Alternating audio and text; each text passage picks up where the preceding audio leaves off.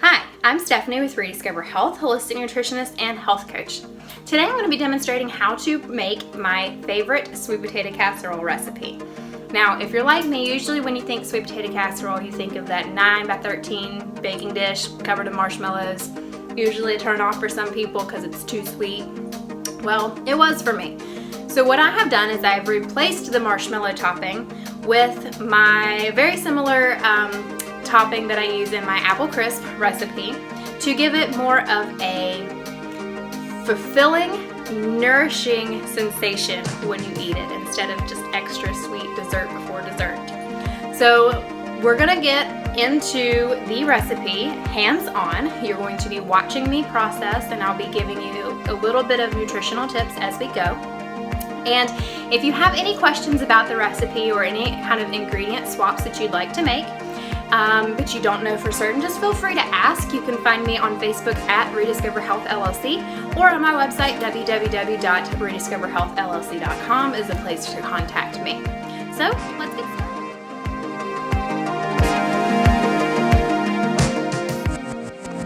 The equipment you're going to need for this recipe includes 2 mixing bowls, measuring cup. We got a 1/2 cup and a 2/3 cup. We've got a tablespoon.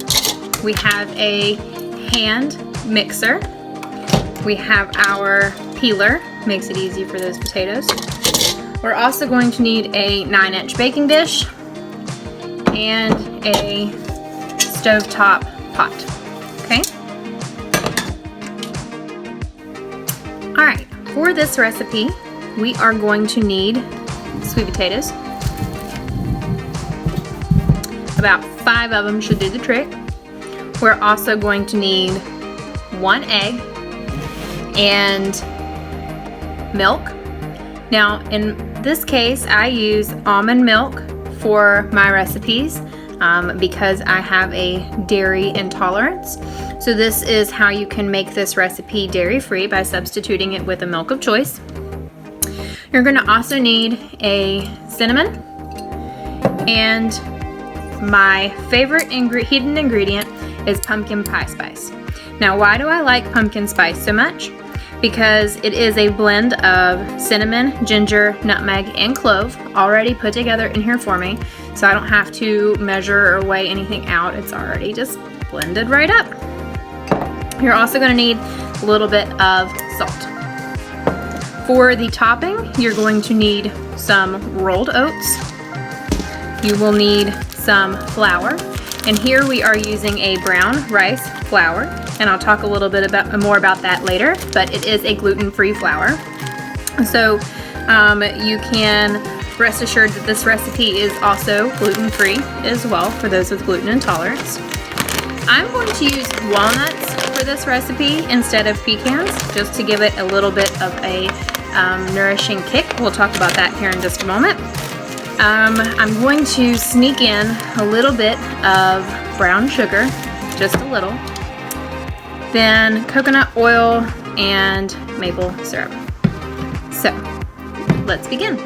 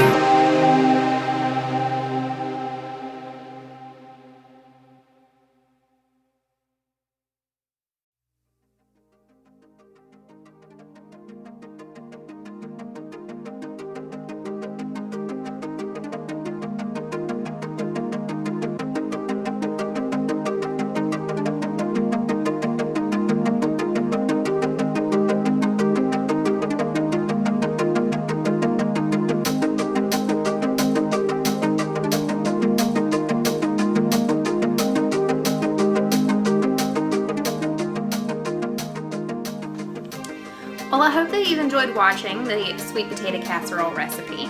And I want to take a minute to talk a little bit about two of the ingredients that I use that makes this recipe slightly unique. So the first ingredient is the brown rice flour in the sweet potato crumble on top. So brown rice flour, as I mentioned before, is gluten-free, so it's beneficial for those that have gluten intolerance and not able to consume gluten in their foods. But it's also a beneficial source of fiber. And fiber, having adequate fiber levels in our diet, can help with lowering cholesterol or balancing blood sugar. It's also rich in calcium, zinc, B vitamins, magnesium, and iron. So by adding the brown rice flour to the recipe and replacing what we would normally use, like a standard processed white flour, we're making it just 10% more nourishing for our bodies, which is the goal when we're trying to achieve optimal wellness, but with easy steps. What can we do to make it just 10% more nourishing? The other ingredient that I used that kind of helps us with that goal was replacing the pecans with the walnuts. So walnuts are a very beneficial source of essential fatty acids, and particularly omega-3s. And we have to have omega-3s to help us lower our inflammation, support our brain health, and for cellular health. Our cells in our body actually are layered with fatty acids. And so if we don't have adequate fatty acids in our body, then we're not able to have healthy cells. So we do want to make sure that we are incorporating things like omega-3 fatty acids into our routine.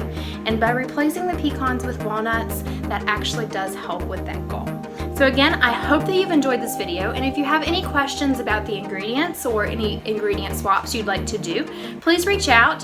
You can find me on Facebook at Rediscover Health LLC or my website, www.rediscoverhealthllc.com, at the Contact Me section. Until next time, guys, thank you for watching.